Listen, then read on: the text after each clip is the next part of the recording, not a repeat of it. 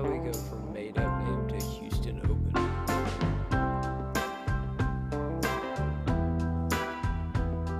Like, we couldn't get sponsors for this one.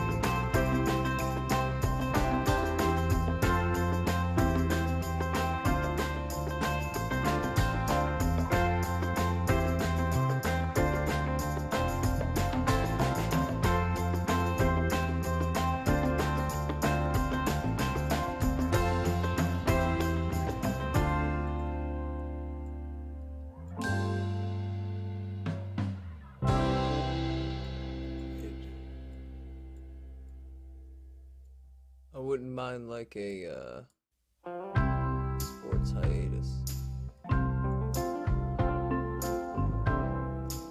Yeah, and now I'm on a fucking NHL show. Like Chris was like, "Hey, we're doing an NHL show." I was like, "Let the starters rest, coach. You're gonna get burnout, okay?" Like, why are we adding NHL shows to this shit?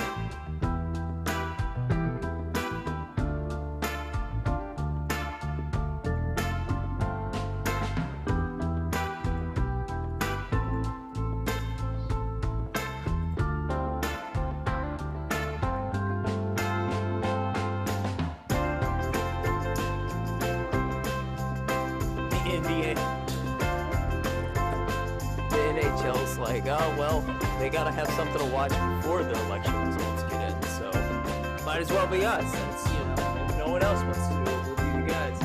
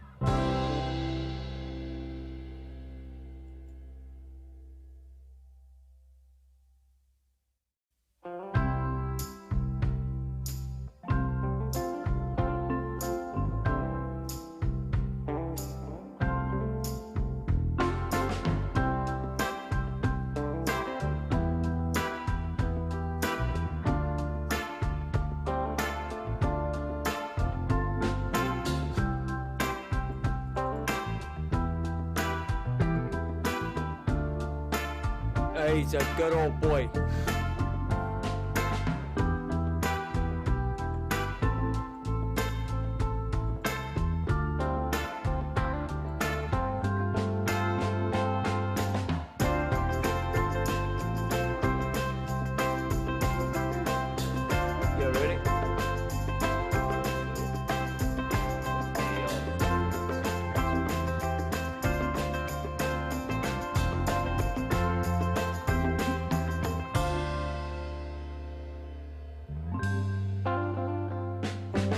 All right, here we go. A little Tuesday PGA action here at Stokastic. 1 o'clock Eastern. The Cadence Bank Houston Open. Every year, it's a new sponsor, but it is the Houston Open indeed. We're going to talk a little golf. We're going to talk a little prize picks, and we're going to try to make some money here. I am Ben Rasa. That is Geoff Ulrich. We're ready to go. I know it's swing season golf, but the season doesn't stop. There's money to be made, opportunities to be had. And we'll talk a little Mayakoba. How are we doing? We're talking no NFL, no NBA. So it's a little PGA, it's a little NHL, college basketball. These are the sports that we got to talk about today. That's it, man. And I mean, I'm kind of halfway excited for this event. It's just because it's a nice change. We've had, a couple of resort style courses. We get like a real course here in Memorial Park, Houston. It's a longer running event on the course. We still got some players. I mean, it's like halfway decent field. So I'm always up for some golf betting. Obviously, I know we're like in the thick of things, but never going to turn my nose at a nice little fall series PGA event, especially for the betting and the DFS. So that's right. Well, if there's golf, we're here. We're breaking it down. There was golf last week. We didn't get shot. It's hard to know what's going on in Mayakoba. What we do know is that are we going back? Are we rotating here? Did you have Russell Henley? Oh yeah. So, okay. I definitely had Russell Henley. I mean, like okay.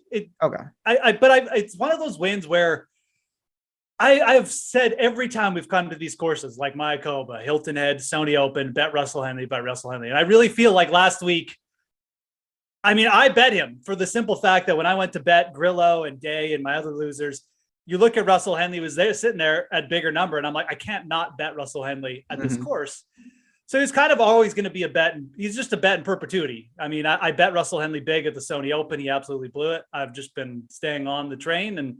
But I do feel like it was a little bit of a letdown because normally in these spots, I just tell people to hammer Russell Henley. And I didn't really say that last week. Yeah, I didn't even know if you were going to bet him, to be honest. And that's the thing. I got there. I mean, like, it was a great week, but I'm very happy to cash the W. But like, I also feel like I let people down by not, hammering it home one more time. When you get Russell Henley on these courses, eventually this is going to happen. And it did happen. He's the best short iron player in the game. The putting stroke finally looked comfortable. He finally looked like the putter wasn't going to explode in his hands.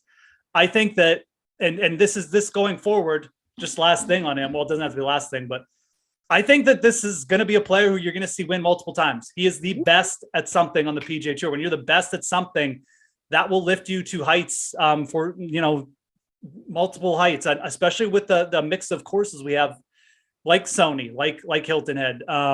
If he gets comfortable with the putter, it's very accurate off the tee. He's got a good enough short game. We've seen him pop up in majors too. I think he's very live for the players. I'm expecting more wins for Russ soon, and I was happy to cash a W. But like I said, I wish I'd hammered home a little bit more, like on the show and on my picks. So, no, there's no doubt about it. And we get into these situations with some of these guys that it's true. Like Cam, when you can do one thing at an elite level, you're going to have ebbs and flows. I think stability is an issue because sometimes the other parts of your game, when they're really ice cold, it's bad, but it allows you. And then the Sony comp is real. Yeah. To Mayakoba. There's something about that. So I get it. It was fine for me. I needed some guys to hang in. I was a little pissed, and ultimately it didn't matter. If Sam Ryder would have won, I would have been livid because I have been betting Sam Ryder during the entire swing season. Right. And he was flirting with it. It was interesting to see Will Gordon pop up on that board. Yeah. There were some definite names that I wasn't shocked, but at the same time, I took note of seeing them up there. And I think a couple of them are in the field this week. Yeah, no, absolutely. Will Gordon was interesting. Joel Damon continues to play well. He feels like, if his putter gets going, I mean, he may be really challenging soon as well. And then we had obviously big rounds from Wise and Scheffler to kind of like backdoor those big weeks. And look, I know Jason Day didn't pan out, but it was an interesting week for Day. I mean, I really thought, I was just like, hey, he's done. Like, this is it. We're putting the brakes on this run. And for him to bounce back after that bad round, that kind of tells me even more than anything. I mean, I think in that spot, like even over the last couple of years, Day would have just flamed out. But for him to come back with like a 63 63 or something Yeah, on the second day. 64. Yep. Impressive, man. Like, so I don't know. I mean, I'm like, we'll get to it, but like, I mean, I'm in on Jason Day for the rest of the fall here. Like we'll get that right out of the bat, off the bat. I think that he's played the RSM and maybe this tougher setup, maybe the short game finally picks up this week. We'll see. Typical Jason Day, even though it was encouraging, I had him in my top 20 tickets. Of course, he comes in 21st, just very standard of what we're doing there. One day we're going to cash some Jason Day money. I don't know when it'll be, Ben, but one day we will do that. It's an interesting thing. I'm going to give a quick shout out, and he's not here, but Seamus to follow up a win with that guy is just good. I think he's a lot better than people realize. No, I mean, I was the one who said, I think a couple months ago, like, I just can't get over him not being like a Corn Ferry Tour player. That's why I just never really consider him. But I think especially when you get to these, like those seaside venues that he's just obviously shown a bit of a liking towards. He's just a solid player. Like, he's just a solid golfer. We've even he showed up with some pretty solid results in the majors too. So, and the other thing, I think that Bermuda, Mexico, like that is the other thing. We did see some players continue from Bermuda as well. So keep that in mind from next year. Brendan Todd obviously did the double one year. Seamus looked like, I mean, that was the player I was most afraid about with Henley, that it was going to be Seamus. He's just going to ride that momentum and Henley would eventually break down. So yeah, he's definitely a player who's shown me some this fall. Definitely going to be giving him a little bit more respect in 2023. Yeah. Anything else from Mayakoba? Not really. I mean, it is what it is. Like, I'm very happy that we don't have another third, resort style course this week. I mean, enough is enough. I mean, it's, the birdies and stuff is great, but it's a kind of annoying too when your player's like 2 under par and he's losing 4 strokes to the field. So I'm ready for a bit of a sufferfest this week. I think we might get it. So here we go. We're going to Houston, Cadence Bank. As I said before we do, though, got to give a shout out to Prize Picks. Come on now, they sponsored this show. I know a lot of you play over there regularly. You see it on the screen. We're going to match that first deposit up to $100 over at Prize Picks. In addition, you're going to get 1 free month of Stokastic Plus Platinum when you sign up and make that deposit. The link is in the description. It's going to be thrown in chat, all that good stuff. When you sign up over there, you're getting the tools to help you win. You're projecting over/under stats. You can link them up. You can get 10 extra entries if you sync that 5 of 5. And Lofty and me were talking about this in the football show, and I know you play over there and do some damage. The nice thing, if you miss one, it's not like it's all or nothing.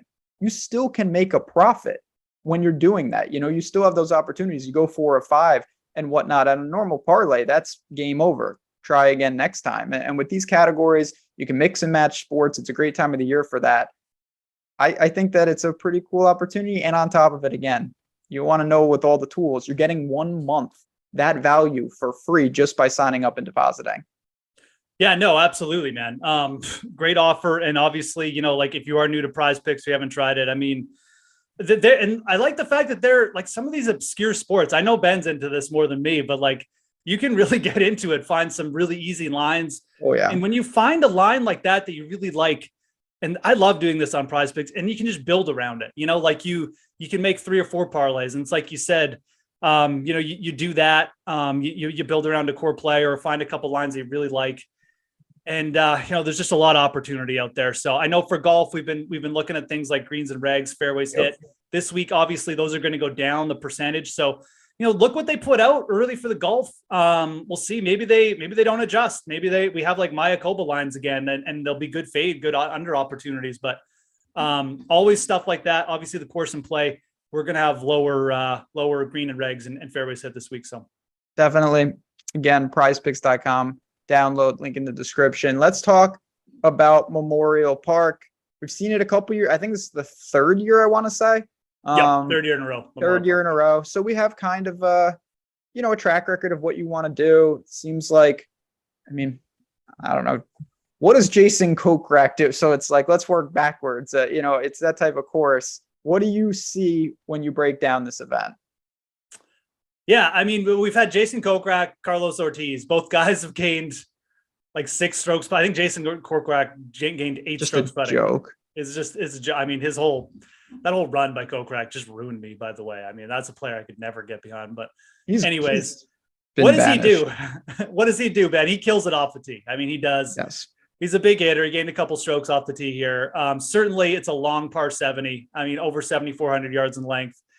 And I really think the course translates well to longer courses like that. I think Copperhead is a great comparison. One thing those courses have in common, they have 5 par 3s. They play on the tougher side. Well, I mean, Memorial Park is like 1 easy par 3, but the rest are pretty tough. 3 par 5s in play as well. You really need to get your scoring done on the par 5s, which I think gives, a little bit, again, just the stronger off the tee players here. You don't have to be super long. Like Ortiz isn't super long, but he was consistent the week he won. And then he kind of lit it up around the greens and with the putter. So I don't know. It's a kind of been a weird couple years. I think part of the reason why we've had these winners too is it's a fall series event. Mm-hmm. I think that if this was like a more high profile event, you'd probably see players, maybe like an informed like Scotty Scheffler come and just like gain like 13 strokes tee to green and just light it up and kind of everywhere and win. But because it's fall series, I think you get some of these mid-tier players lighting it up with the putter, and it skews the stats a bit. I think Memorial Park, you want strong tee to green players.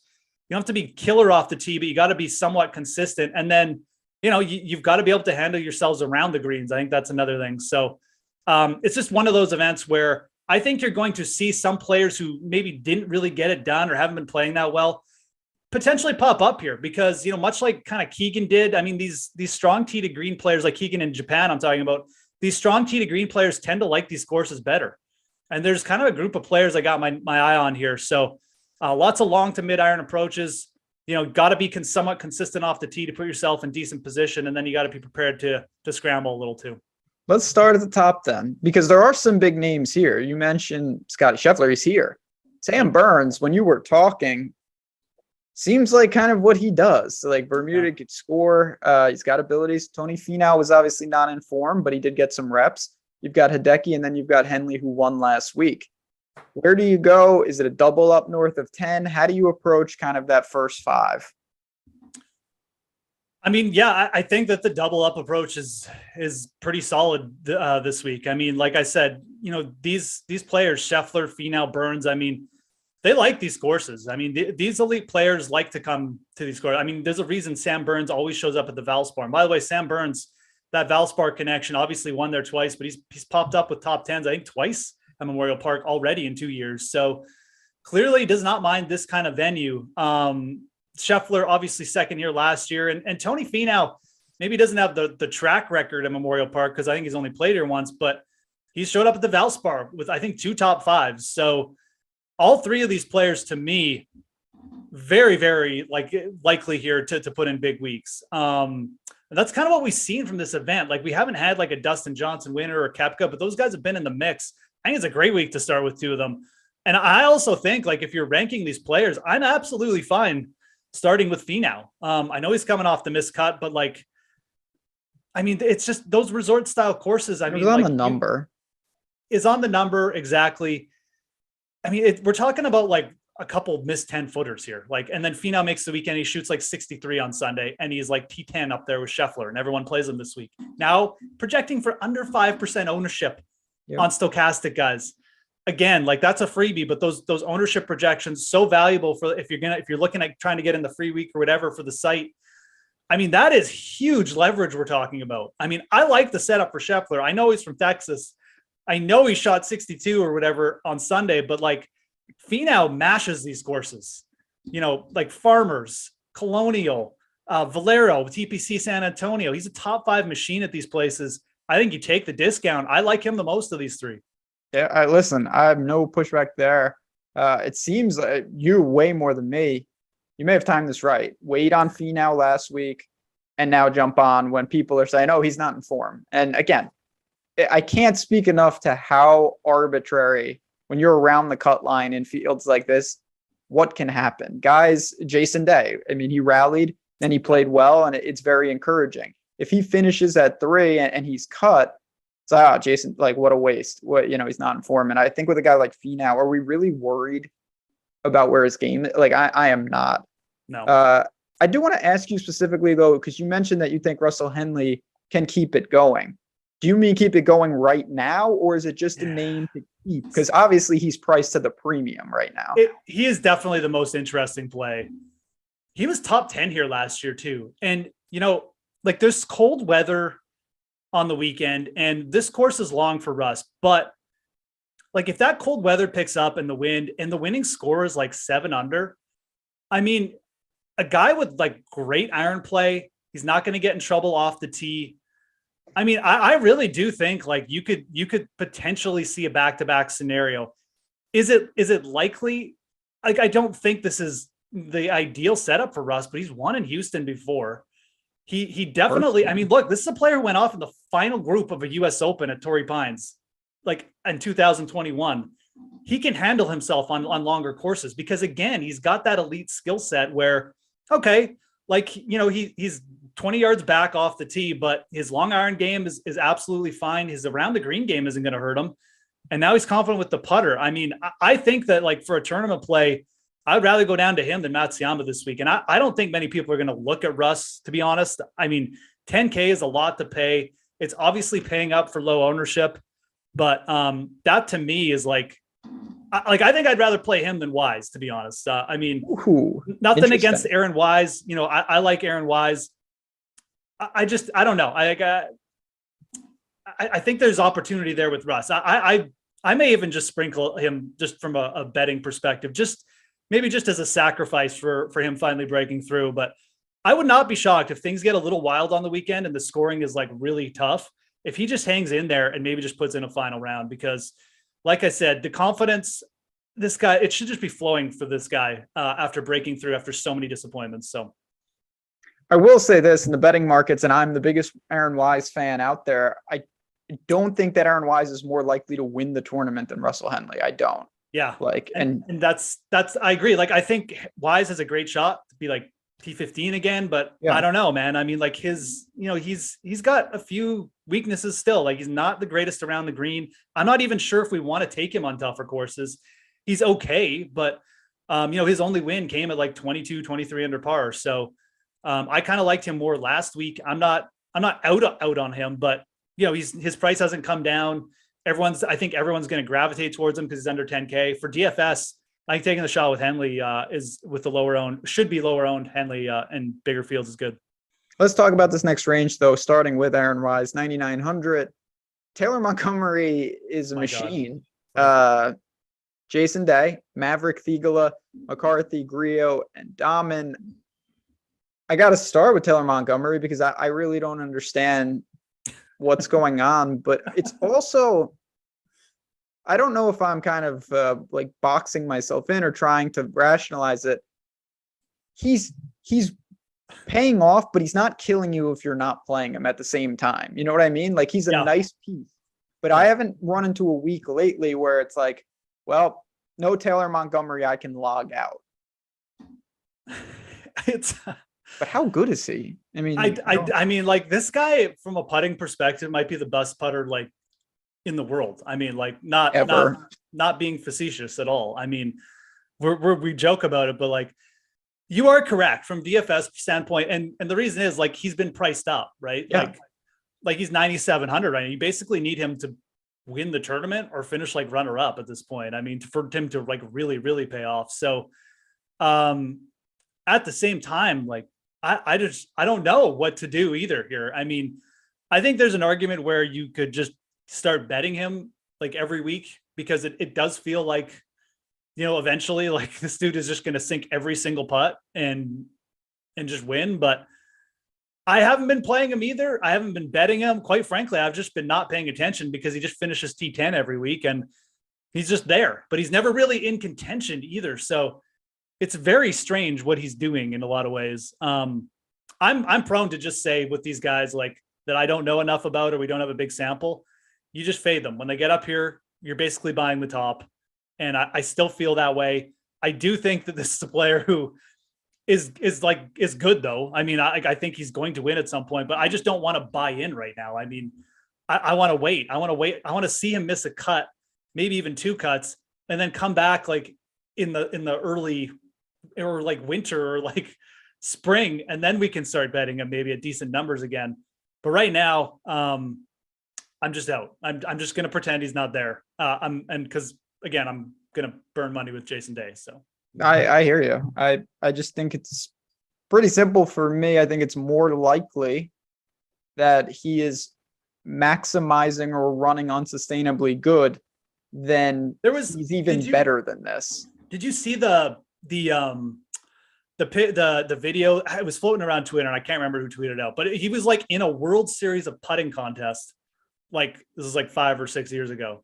And he was just like, he's like, yeah, I turned $100 into like $100,000 or something. I'm like, okay, this explains a little bit. I mean, so. Well, that is good to know, no joke, just because with these guys, I've seen this time and time again. They come out 4 or 5 tournaments, you look and you say, oh, this guy's an elite, whatever he's doing good at the time. And then when you zoom out 2 years later, you're like, wow, that guy actually wasn't good at that. Right. It's pretty clear that this guy is an unbelievable putter, but I honestly have to ask, is anybody this good at putting? Like, I don't know if you can be this good for a sustained period. Like, he's not just the best putter in the world. If he kept this up, he would be by far the best putter ever. Yeah. No, it's a good point. And, he hasn't seen every track on the PGA either. Like, we've kind of had we've had a big mix, but I think eventually, the inexperience may also catch up to him. Maybe this week too. I mean, this is obviously a little bit of a different setup as well. So, but yeah, I think the putting again, we'll catch him on a slow week or two, and hopefully he'll not burn out, but just regress a little bit, and then maybe we can start liking. But yeah, I like you, when I saw that, I was like, okay, this actually explains something, because this guy is like an elite putter. Obviously, he's been doing this not just to support his golf game, but to actually winning money, just putting. So anyone who does that, clearly just very good at that part of the game, which is good to know. I mean, we can put him in the pool of elite putters now, I think, comfortably, and go from there. So he's never, I mean, of events where we have the strokes gain data, his worst ever putting was plus 4.8. That doesn't make a lot of sense. So we'll see. That's absurd. Yeah, that's not sustainable in any fashion. Jason Day, I'm in. This is where I think it's very interesting. Maverick, Thigala, Denny McCarthy, who's a great putter in his own right, Grillo and Dahmen, I think profile are similar. Thigala and Mav, probably the leverage, possibly tournament plays. Do you see a preference? I like Thigala a lot this week. I do. And that's a good bet. I'm always going to play, well, not always going to, but I definitely prefer Thigala over Maverick. McNeely is another elite putter, right? Like who's just kind of putting out of his mind right now, and that's fine. If those guys beat me with the putter, though, I'm not going to lose sleep over it. I'm just not. I think Thigala has the type of all-around game where, just looking back and doing some research this week, where has this guy popped up? Like T7 Copperhead, T5 Muirfield Village, starting to get a vibe here. And even like Narashino, I mean, shooting that 63, whatever he had, he 10 under on the weekend there. That was a tough setup, man. And I think it's semi-comparable to this week as well. A little bit of a tree line course, trickier greens as well. I think this is the type of course where we want to target Sahith Thigala at. And I'm quite happy to take 35, 40 to 1 in the betting. I think he's a great leverage play. I'm glad that he didn't play last couple of weeks. Coming in rested. That CJ Cup result, everyone who came over from Japan, Ricky, Keegan, like everyone who's in contention in Japan just bombed that week. So that you can just cross that one off. I think is a good setup. This is a player who everyone at the start of the fall swing was like, we got to bet Thigala. We got to get on him. Here's your chance. He's at a very, very bettable number. It doesn't seem like he's going to be highly owned. I think this is the type of setup. He's just got he's just good, kind of good at everything. He doesn't do anything like particularly great, but I think he's got that ability to spike around the greens a little bit. The putter can certainly heat up. He's not going to kill us off the tee. And I think he likes these tougher challenges. I love the 40 to 1 is a great number. Like Maverick is almost half that. Sorry, yeah. Don't really understand that. I get it. I'll even throw, and again, you're trying to look for things, but even Travelers, there's elements of there that I can look to, and I could say, okay, I like what he's done there. Obviously the greens complexes are a lot different. But TPC River Highlands, there's some attributes there that I think could play a role here as well. So I don't know what to do with McCarthy. I'm kind of indifferent. Certainly on board with Grillo, as always. Just he's playing good golf. regressed a little bit, but honestly, that's another player where I almost think you should, like, I may just start betting Grillo every macro week. bet. Yeah. Honestly. There are guys like that because you don't know when, but you kind of know. I mean, I think Thigala is in a different category. It's certainly someone you can macro bet and say, is he going to win in the next 2 years? I mean, at 40-1, you got to be right before 2025, basically. Yeah. I mean, give me a break. Last question, and then we can move on. Do you anticipate starting in the 9s with Day? Like Day, Thigala, Grillo. I don't think that's a good idea this week. I think it's a lot worse this week. I really trust the win equity up top. Yeah, I do too. Agreed. Like, I mean, that's the one thing, like, we didn't really talk about it off the top. The one I'm very scared of Scheffler just getting to like 50 under and just like, okay, good night, everybody. Like, have fun with your bets on like the 40-1 dudes this week. You know, that legitimately scares me this week. And at the same time, I mean, there's opportunity. I'm glad Scheffler's in the field, getting bigger numbers on everyone this week. Like Finau is very bettable at 16-1, in my opinion. But yeah, I don't think you should fade the 10K guys at all. If anything, you should be looking to take the other approach and doubling up there. 8Ks, Neesmith, Noren, Putnam, Davis, Riley. It starts to drop off a little bit. Noren did not do what I wanted him to do last week. He wasn't terrible either. Is there a name? I mean, it's a pretty small range. Like for the 8Ks, normally there's like 400 guys. There's like 10 guys in the 8s this week. Yeah, and like none of them are, I mean, I don't hate anyone in this range. I mean, I think that you can kind of mix and match here and pick your poison. I mean, obviously Siwoo kind of been playing well since the President's Cup. Noren actually is projecting pretty strong on the site, which is interesting. Again, like we talked about him liking easier courses, but he's still got that elite, like around the green and putting. And I mean, you know, again, much like Henley, if this just turns into like a bit of a sufferfest on the weekend, I mean, and Noren is there, that's going to be interesting. So I really don't hate targeting him. You should get pretty low ownership here. I think, you know, the trendy thing to do will be target guys with a little bit of length off the tee. That is not Alex Noren, but he can certainly still hang on longer golf courses. What his like absolute win equity is here, it's not high, but it's for DFS. I mean, we'd be just maybe talking about a guy who grinds out a top 20 here. A lot of the same things I said about Thigala, like about Davis Riley. You know, already popped in Texas at the Colonial, should have won that event. Valspar connection, had a pretty decent week last week. So I'm in. I mean, you know, he'll be higher owned. I think for DFS, there's probably more argument you could go off him or something, but you know, got him at 60-1 on the betting card early in the week. Feel good about that. And then again, I have a lot of interest in Adam Hadwin here too. Top 10 in Texas. He's top 10 multiple times in Texas, Colonial, TPC San Antonio, handles long golf courses well. Only win came at the Valspar. He's putting well too. I mean, like in a lot of ways, I think with Hadwin, you're kind of getting like the cheaper version of like a Maverick McNeely. I mean, he's made 7 straight cuts. I think he's a player very capable of popping for a top 10 here. Don't forget, which major did he actually top 10 at this year? I had forgot about that this week, but it's T7 at the US Open. That is surprising. Yeah. This is a weird range. Like you've got I'm not going to say people don't, but like when Neesmith leads off the range, it was like, wow, really? No, he was on super fire. We haven't seen him in a little bit. Guy was playing out of his mind. He was third at Valspar.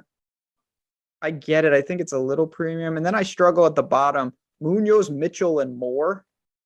3 names to me more on the outside looking in, but I think for tournaments, these are the type of leverages if you're looking to change it up. I think I'd go with Taylor Moore, but he's someone I'm having trouble even knowing how good he really is.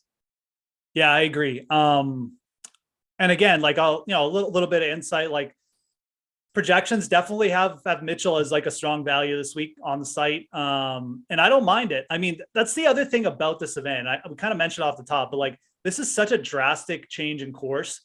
I think you will see a player like Keith Mitchell, who's very good off the tee. He struggled a little bit over his last couple events. I think it was maybe a little bit around the greens or with the putter, but the off the tee is always there with Keith Mitchell. And, you know, he's actually turned into a pretty good like putter and around the green player. So it fits the skill set of guys like Kokrak. And what we did see with like Kokrak and Ortiz, they had similar lead ups where I think Kokrak played twice that fall. He missed a cut and was like T50, and Ortiz didn't have like a top 30 to his credit on the fall, but then they both popped up because they weren't playing terribly and they had pretty good skill sets. And I think Mitchell's very similar. So 8,100, like I like that as a value. He's not projecting with big ownership. Really don't have, again, like we know more about Keith Mitchell than we do. I don't mind more either, but Yeah. I trust the Mitchell play just a little bit more. You know, it's funny too, because this is something I don't know if I need to point it out, but I will. And I can't really think of any other sport. Maybe I'm missing like an obvious one, but every other sport, whatever you play, you repeat it over and over for the games. Golf's the only sport that I can think of where like week to week, it's just different because you are actually playing at different venues. And it's just, we look at recent form, but it's not like they're playing the same course or the same field over and over. And it's just such a different thing than, you know, the NBA or the NHL where, yeah, you're playing different teams, but you're not playing on a court that has different dimensions or something where it's like, oh, well, they're a 3-point specialist and they played on a 3-point, course that allows you to do that. And I think with golf, we get lost there. You should, unless you're an elite player, you shouldn't have consistent results if the courses week to week are drastically different. Why would you? Absolutely. And, like, again, some of these courses are going to bring in like all different types of players and give them a chance. And some of the courses, like the one we're getting this week, I think really start to separate and really give like the higher win equity to certain types of players and just, the bigger ceilings to certain types of players. I think Keith Mitchell is like one of those players that potentially benefits. So, yeah, I mean, listen, we've seen Keith Mitchell. I mean, guy's gotten it done. I'll still never understand how he won Honda, but he did. I remember it well. All right, let's keep going down. We got plenty more golfers to get to, but I did talk about some of these guys in the sevens earlier in the show. I mentioned that Will Gordon played really well. Patrick Rogers has been coming up a lot. Lee Hodges, Burmeister, chat pointed out, he's making cuts. This is a really big range. I mean, there's 40 guys in the sevens, so you have multiple pivots at each price point. How do you sort through and who stood out when you did it? Yeah, and this range is interesting because, and again, can't mention it enough, ownership projections over on Stokastic guys really going to help you sort through a range like this. But there's multiple players in this range who really fit the kind of skill set that I think you're looking for. Will Gordon being one of them, good off the tee, elite putter at times. Anyways, a good spike putter, we'll call him that. Burmeister, exactly the same, just bombs it off the tee. These are kind of the Jason Kokrak archetypes, and then you've got a guy though who I actually really like this week, and I'm probably going to bet him after this show. I think it's going to be my last ad. Wyndham Clark at 7,900. Exact same type of player. What do we know about Wyndham Clark? He had 5 strokes last time out. CJ Cup off the tee, hits it big. He is another player who just, with that putter, he can really get in form. Maybe we won't put him in the Taylor Montgomery World Series of putting champion category, but he's good. We can get the 5 strokes gain putting weeks out of Wyndham Clark. He's really gotten himself in contention numerous times. I think eventually, like, again, much like Henley with the irons, I don't think Clark is quite as high end, but he's very good off the tee and very good with the putter. And that will probably translate to something good in the end. So it's a good setup for him. You get, we'll say, half ownership. Again, you're gonna have to go check out Stokastic to really see the ownership projections on these guys, but he's a good leverage play in this range for me. And I like the betting number. I do want to ask you, because I couldn't agree more. You've kind of crafted out a profile of guys that are strong off the tee and can sync up a putter. Your boy Patrick Rogers is there, and that is kind of what he does. He's playing pretty well. Is there something about him that deters you, or is he in that conversation at 50-1 and sub 8K? Yeah, no, absolutely. I have like Patrick Rogers fatigue, probably like I had Russell Henley fatigue. So it's like I talk about him so much. Maybe I'm just tired talking about him. But yeah, no, we can put him in the same category. There's no question. And like, he's playing well. There's really nothing to say. It's just, I've just seen this from Rogers so many times where Correct. He puts together a couple good results and it's like, 74, 70 one, and like we're missing the cut. So I guess my only thing with Rodgers this week, and look, I may even just like throw a bet on him because he's someone I just like to bet live because I want to catch him when the putter gets hot and eventually he breaks through. But, where is he trending with ownership? It's a little bit higher. And I think that's why I gravitate to Clark. You probably just get better leverage for DFS. I also just like the fact that Clark was really positive ball striking his last outing. So I slightly lean Wyndham, but like these are two pretty similar type of players we're talking about. Like there's not much between them. They do pretty much everything very the same. So maybe use both of them and then you fade the guys underneath who are cheaper, like Burmeister and Gordon. I wouldn't have a problem with that. I think both Clark and Rodgers are fine. Absolutely. And I think they're kind of both live to win this event, to be honest. I really do think like a profile like that, if these guys putt well enough, it'll make up potentially because we still have like a thin top of the field. We got good players, but there's only a few of them here. And if they don't quite show up with their A+ game, then, one of these guys could get a sneaky W. I like this range a lot. Tournament centric. I think Rodgers is pretty safe. He's playing good golf. Now I'm getting a little more dangerous, but I do like this on the bounce back. This guy was 11th 2 straight years here. He has the right temperament. He's got the right game profile. He did not play well last week. He hasn't been really playing well, but he comes out of nowhere. I think that Adam Long is a little interesting. He's strong off the tee. He's a really good putter, and he seems to like this course. He's been really good on the greens here. He actually hasn't been strong off the tee, but he's gotten away with it at Houston. If you're looking for a dark horse, a guy that no one's talking about off the missed cut, especially at a course that he's liked in, Mayakoba, Adam Long for a bounce back here, 7,400. Yeah, absolutely. Adam Long to me is just one of those players who's like always in play because he seems to just get so hot with it's really his irons and his putter usually, but he kind of just gets hot where he's just doing everything well. And I don't have any pushback there. I mean, I would probably rather take a shot with him. This range doesn't have anyone that like super sticks out where we say, oh yeah, I don't think the field is going to gravitate towards anyone either. Also, Grayson Sigg is actually withdrawn from the tournament. So that's a little bit of a note. Last I saw anyways. So, and it's not updated yet on DraftKings. They usually update it pretty quick, but yeah, I was gonna say, I don't see it, but okay. Sigg, it's there.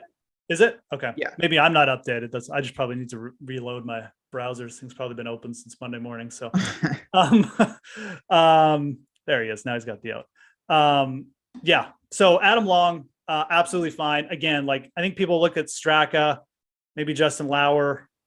That guy's a putting god too. Yeah, that's another dude. I mean, my good Lord, but Long's fine. I mean, again, I don't, my play in this range was to think about going down to Luke List. So, which is good setup for him. I mean, again, the strong tee to green player showing some stuff around the greens, but like, my God, the putter has been a disaster. So banking on a Luke List putting rebound always makes for an interesting week. But I do think that if you're going to do it again, with the huge change in courses we've been getting, it's not the worst play in the world.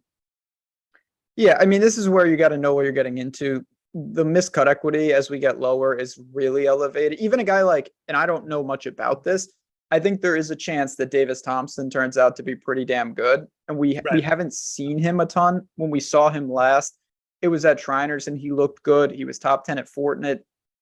You're kind of buying blind talent. I'm not sure there's much more to say to that. In a range that's devoid of it in some regards, you got it. I'm not drawn to these names, but I do want to mention them. You just have names. Cam Champ, Justin Rose, Molinari is down here. Woodland is flat 7. Yeah. Molinax is flat 7. I mean, these are names that at least have to be considered. Absolutely. And I mean, I'm taking a shot with a couple players here. I mean, I do think Davis Thompson, it sounds so weird because of the names that we have underneath him. Like these are like major winners, like 2-time PGA winners, but like Davis Thompson is probably the safest play. It's crazy, right? 3 and under, right? I mean, he looks like you said, he's really good off the tee. He just looks like a player. I mean, I actually trust what I've seen from him more than some of these other guys that we've been talking about. So I don't have a problem just gravitating to that. But I think, again, like I come back to this is such a drastic change in venue. I think that like that's why I brought up List. And it's why I bet Gary Woodland this week, and I hate myself for doing it because I said I'd stop, but he's 110-1. I got him at, and at that point, it's just like he's still top 20 in strokes gained tee to green and approach stats over the last 50 rounds. It's just all around the greens and putting. That's it. He eventually, this guy has to figure it out again. I mean, he has to. It just doesn't seem like there's really anything wrong with the long game necessarily. T6 at TPC San Antonio early in the season. I think it's fine to take a shot with him this week. It's like you said, the missed cut equity is weirdly high with these guys who we traditionally know as good players, but I think you're going to see at least a couple of these dudes really pop up. And if they make the weekend, grind out good weeks. It's that time of the show. One, I'll ask for some likes. I know it's only the ride or dies with us in swing season. That's all right. If you want to support us, hit the like button for sure. Subscribe to this channel and always check out OddsShopper as well. But it's the portion of the show where I ask you about Steven Jaeger, who just he's starting to slowly go into the bucket for me of guys that I never, ever, ever will get paid off on. But it's still early. Should I not be deterred? I don't think this is the best course for him on top of everything else. So, yes and no. I mean, where did Jaeger actually have like one of his best results this year? It's funny. It was at TPC Potomac, which is like another pretty tough par 70. I know he was like fifth at the Rocket Mortgage. He was actually sixth. Okay, so his best was the Rocket Mortgage. His second best was Wells Fargo. His sixth there. Gained 5 strokes on approach, or 4.5 strokes around the green. I mean, I think in a lot of ways, like his around the green, just the way he dominates. I mean, I think that this actually isn't a bad spot to take a shot with him. Maybe this is like where I should be taking shots with him rather than, the easier courses. I don't know. You don't have to play him this week. It's fine. I bet him at 150-1, the number, which is so much bigger than we've seen. And when you get to that range again, like I just rather take a shot on a dude who I know has that ability to pop in a certain part of his game. Much like we talked about with some of these other dudes, Jaeger might be the best short game player in this field, if not top 5 in the world. So I'm fine. I'm fine with it. He's an absolutely high variance play, but he has shown a propensity for handling tougher courses like pretty well. So, yeah. Yeah. I mean, who else are we going to play down here too? Like I'm not playing Knox, Streelman. No. Mullinex is interesting. Absolutely. That's a player I could get behind. Yeah. My Monax has the profile of what I'd want in theory. Yeah, I don't even know who this guy is. I clicked on the wrong guy. Oh man. Knox, Bo Hostler. What has Dylan Fratelli been up to? I mean, is he even in the field? He is. He's what about Lipsky? Yeah, Lipsky was good last week. He was. I still don't know exactly. He strikes me as someone that struggles with the putter. But I don't have a ton of like insight into where, if you told me like David Lipsky, he has to play around for your life, where would you put him on a course? I'm not sure what my answer would be. Yeah. It would probably be more like last week than this week. I would agree. Yeah. Played really well in Mexico earlier in the year too, which was it was actually a longer course, but it was also like fairly easy. Like he wasn't getting stressed out around the greens. That's my only thing with him. Like I like him as a player. He's a winner over in Europe. Like he when his irons get going, he can really dial it up. And he's not just good with like the short irons. He's not a big hitter, but like he can get those long irons going. And I think that's kind of why he's okay on longer courses. So, I mean, if he played okay this week, I wouldn't be overly shocked. Just riding the recent form there. I mean, again, I'm talking about like, Jaeger here or Jaeger and like, like we got Willett down here. I mean, Willett is actually kind of interesting. He's got that good short game too, but I mean, I don't have a guy here down here where it's like, I have a big lean to, I'm going to take a shot with Woodland because of the fact that I think this is just a good setup for him. And at some point, if that around the green game clicks, I just think we're in for a big week. But if you just want to ride the momentum with Willett, maybe even Lipsky, like I think that's fine too. I don't really have a hard take on anyone else here other than those guys. So I get it. It's a low opportunity cost in the low sevens. All right. We're going to get to the 6K range. Before we do, I mentioned earlier in the show to sign up for Prize Picks, and I strongly believe that. But the truth of the matter, there are some states that don't have Prize Picks because they have legal sports betting. We haven't forgotten about you. BetMGM has got you covered. Again, the link is there. And this, when you sign up and register and deposit at BetMGM Sportsbook, you're going to get the risk-free bet that they always offer. You're going to get 2 free months of Stokastic Plus Platinum on top of that. Those are all the tools that we've been referencing for PGA, NFL, NBA, college sport, everything that you want for 2 months, the Stokastic Plus Platinum, plus everything for BetMGM. You sign up and you use that link. Tyler, if you can throw it in chat for me, my man. And then you make your money on the betting side and you get all the tools for 2 months. Just the 2 months is worth its weight in gold. So it's very, very simple. Follow those instructions. If your state doesn't have Prize Picks, there it is. Look at that BetMGM promo. So I can't say enough about that. We've got you covered no matter where you live. God. Oh, Sam Ryder withdrew. Okay. One less guy. Hadley. Ryan Palmer. I gave a close look to him. Benny On is here. EVR in theory. This would be a spot, but he's EVR and I don't know. You mentioned for Telly. Marty Dew. I'm telling you, this guy, good driver of the ball. This is a good course for him. What do you see in the upper sixes? Yeah, I'm kind of with you going back to, I'm not even sure how he pronounces his actual name, but Marty Dew here. Like you said, I mean, been driving it really, really consistently off the tee. And I think even just looking at his results, I mean, like the Nationwide, like the Children's Hospital, that was a bit of a tougher course. His win on the Corn Ferry did not come at like a birdie fest. It was actually one of the tougher courses there too. I think this is potentially where you want to start targeting Marty Dew because he's just very consistent off the tee.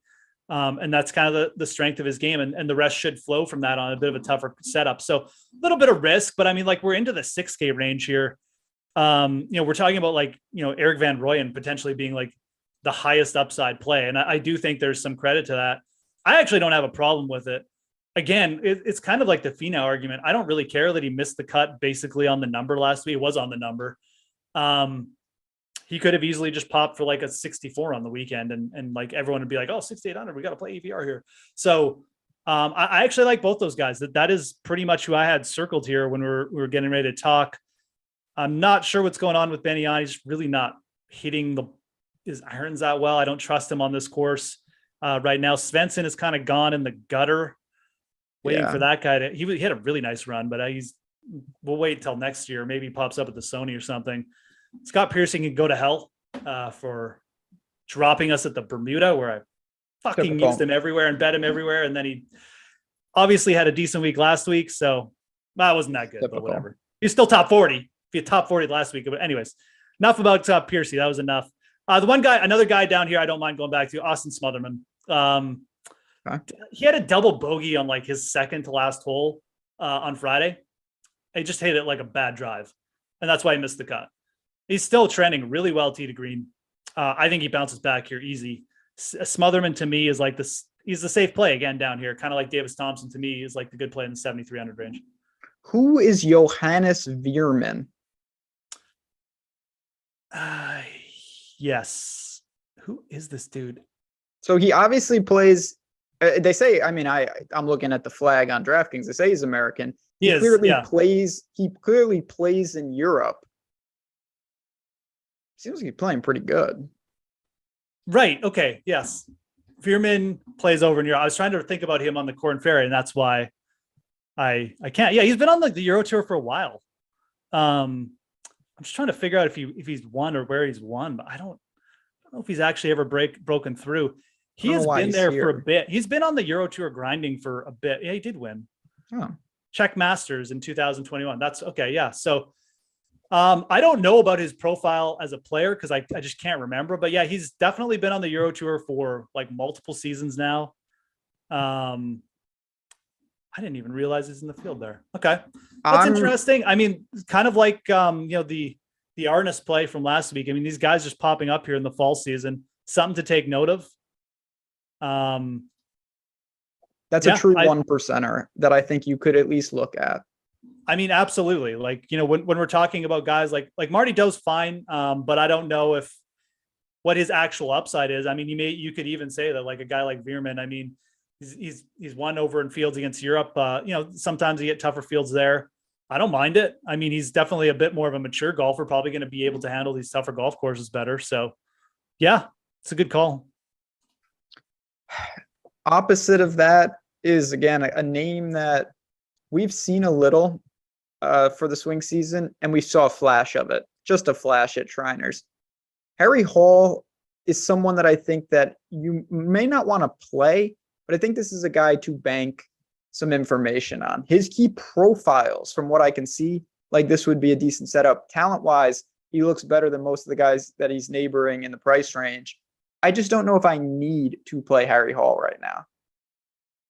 Yeah, your thoughts echo mine specifically. When I got down here, my brain started to go on fire here, but his name definitely, that's kind of where I stopped. Him and Glick actually a little bit, although he's kind of gone in the can. But again, I'm bringing up guys like Woodland, who similar kind of miscut streak. It wouldn't overly shock me if this is kind of where he popped up again. So, but I like the Harry Hall call as well. He's really big off the tee, just a good driver of the golf ball. The fact he struggled a little bit on a shorter technical setup to start in Mayakoba, not shocking. He backed it up with a 68, so not a big deal there. Shriners, he was good. I believe he had some connection to that course as well. So again, like Korn Ferry Tour Championship, decent field, top result there. Even just looking at his results from the Korn Ferry, tended to seem to gravitate towards these tougher setups better. So if I'm going in this range, I mean, you could certainly look to take a shot with a guy we've seen before, like a Doc Redman or something. Don't play Danny Lee, please. No. But Harry Hall is the guy who stands out. I mean, Zach Johnson's here. That's great. Didn't know that. Truly didn't know that. Terrific. I don't think he's the answer. There's not much, not to go on a tangent because we only got a couple minutes left. There was a time where I thought that Doc Redman was on like the Sam Burns trajectory, and he's really hit a rough patch.